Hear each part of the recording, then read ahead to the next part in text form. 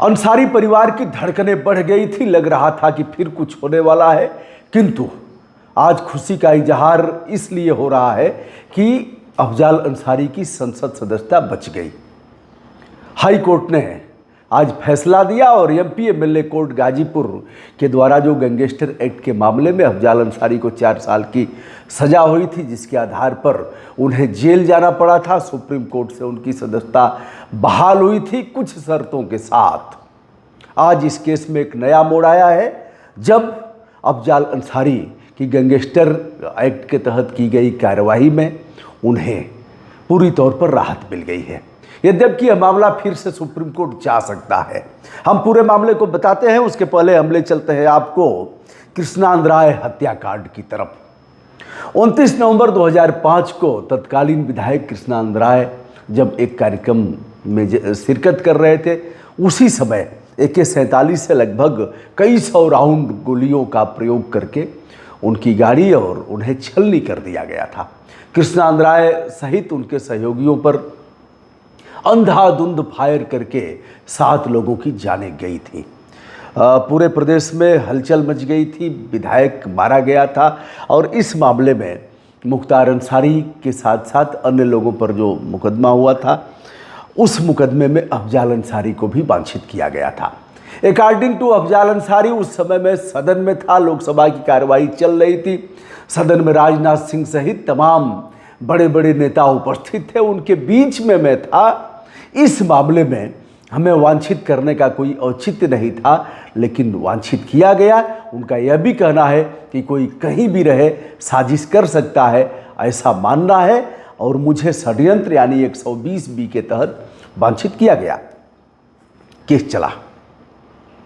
Case चलने के उपरांत मामला जाता है सुप्रीम कोर्ट में और यह कहा जाता है कि उत्तर प्रदेश के बाहर इस केस को सुना जाए। उत्तर प्रदेश के बाहर सुप्रीम कोर्ट के आदेश पर इस केस को स्थानांतरित कर दिया गया और कृष्णा अंद्राय हत्याकांड में मुख्तार अंसारी जो अब नहीं रहे, अफजाल अंसारी, सभी को बरी कर दिया गया। वह केस पूरी तौर पर समाप्त हो गया। फिर गैंगस्टर एक्ट का औचित्य क्या है, ऐसा अफजाल अंसारी के सम्मानित अधिवक्ताओं का कहना था। इधर सरकार भी इसके लिए कृत संकल्पित थी कि हर हालत में सज़ा दिलाना है और यह सज़ा एमपी एमएलए कोर्ट से 29 अप्रैल 2023 को दुर्गेश पांडे की कोर्ट ने मुख्तार अंसारी को पहले 10 साल की सज़ा और जुर्माना लगाया। उसमें 10 साल की सज़ा ही हो सकती है, यानी जितनी सज़ा होनी थी वह सब कर दिया कोर्ट ने और उस सज़ा में सश्रम कारावास, यानी अब आप समझ रहे हैं, मेहनत करके यह कारावास ऐसा जिसमें कैदी को मेहनत करके खाना पड़ेगा, 25-30 रुपया रोज़ उसे मिलेगा। मुख्तार अंसारी की जीवन लीला समाप्त हो गई, जिसके बारे में बताने की आवश्यकता नहीं है। और इस मुख्तार अंसारी के जीवन लीला समाप्त होने का अफजाल अंसारी और अंसारी परिवार को लाभ भी मिला।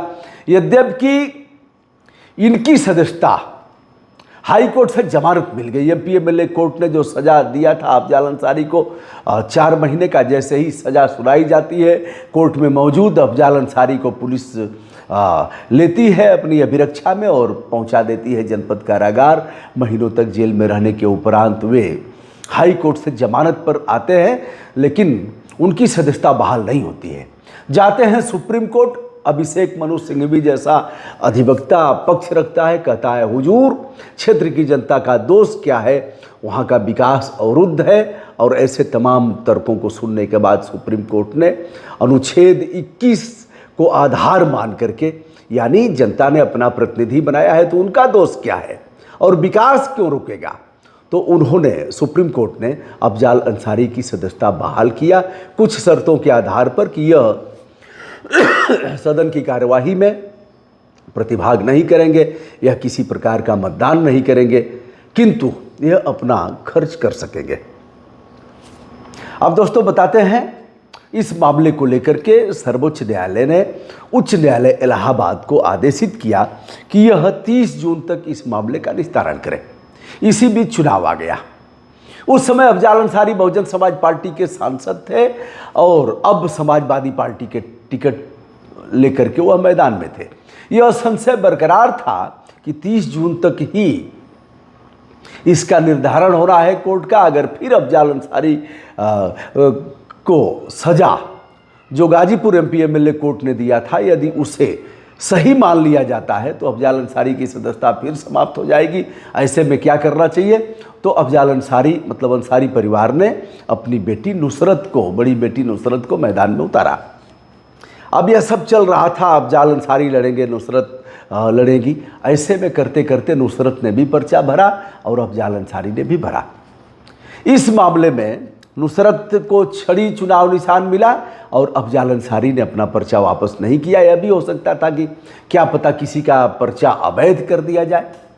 तो नुसरत भी लड़ी डमी कैंडिडेट के रूप में, अफजाल अंसारी के लिए वोट मांगती रही। अफजाल अंसारी भारी मतों से चुनाव जीतते हैं भारतीय जनता पार्टी के कैंडिडेट को हराने के उपरांत। अब यह तलवार लटक रही थी। यद्यपि मूल केस जो कृष्णानंद राय हत्याकांड का था वह तो कब का समाप्त हो गया है, लेकिन उसके बाद इनके अधिवक्ताओं ने कहा साहब जब वह केस खत्म हो गया फिर गैंगस्टर एक्ट का क्या मतलब हुआ। बहरहाल आज जस्टिस संजय कुमार सिंह की कोर्ट ने अधिवक्ताओं की दलील को सुन करके गुरुवार को ही फैसला सुरक्षित कर लिया गया था। आज फैसला सुनाया और इस फैसले में उन्हें एमपी एमएलए कोर्ट का जो आर्डर था, जो सज़ा का प्रावधान किया गया था, आज उसे निरस्त कर दिया गया कि उस सज़ा का कोई औचित्य नहीं बनता। अब इस मामले में भारतीय जनता पार्टी यानी कृष्णानंद राय का परिवार फिर से और सरकार जा सकती है सुप्रीम कोर्ट में और सुप्रीम कोर्ट का दरवाज़ा खटखटाते हुए कह सकती है कि जो एमपी एमएलए कोर्ट गाजीपुर का फैसला था उसे बरकरार रखा जाए और अपना तर्क दे सकती है। 5 बार के विधायक और 2004 में समाजवादी पार्टी से सांसद, 2019 में बीएसपी से सांसद और 2024 में समाजवादी पार्टी से सांसद। अफजाल अंसारी को शपथ नहीं दिलाई गई थी। आपने इसे देखा भी होगा जब वह संसद में मौजूद थे चुनाव जीतने के बाद, अखिलेश यादव के बगल में थे, बारी बारी नाम सांसदों का बुलाया जा रहा था। इन्हें महसूस हो गया कि हमें शायद न बुलाया जाए तो उठ करके चले गए थे, क्योंकि सुप्रीम कोर्ट का जो आदेश था उसके क्रम में इन्होंने भांप लिया था कि हमें सदस्यता, हमें शपथ नहीं दिलाई जाएगी। फिर जाते हैं सुप्रीम कोर्ट और एक आदेश लेकर के आते हैं तो स्पीकर ने इन्हें शपथ दिलवाया। दोस्तों यह रहा आज का ताज़ा मामला जिसमें 120B यानी षड्यंत्र के मामले में कृष्णानंद राय हत्याकांड में अफजाल अंसारी को अभियुक्त बनाया गया था, बाद में बरी हुए और एमपी एमएलए कोर्ट ने 4 साल की सज़ा दिया था। उससे फिलहाल छुटकारा मिल गया है, लेकिन कोर्ट के मामले चलते रहते हैं, ऐसे ही केस पर केस होता रहता है, यह कभी पुराना नहीं होता। ऐसे में अब देखना होगा कि आगे कृष्णानंद राय का परिवार और भारतीय जनता पार्टी की सरकार इस मामले में आगे क्या करती है। क्या सुप्रीम कोर्ट का दरवाज़ा खटखटाती है अथवा मान लेती है कि जो हो गया सो हो गया। दोस्तों मैं हूं ब्रजभूषण दुबे, संपूर्ण आदर के साथ आज अफजाल अंसारी की संसद सदस्यता पर कोर्ट के इस फैसले पर मोटा मोटा विश्लेषण करते हुए नमस्ते।